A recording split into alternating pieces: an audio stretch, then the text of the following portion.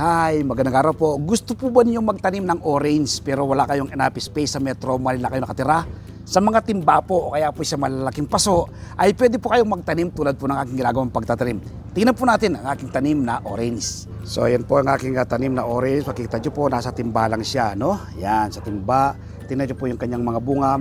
Malapit na pong mainog yan. Harvestin ko yan sa mga susunod na araw. Tuloy-tuloy pa rin po ang kanyang pagbunga. Ayan po yung mga bunga niyang maliliit.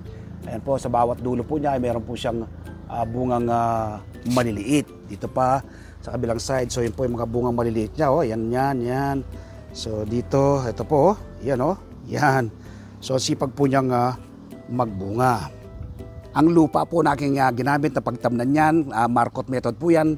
60% buwag na lupa, 20% ay vermicast, paunang pataba, at another 20% ay carbonized trisal o coco peat.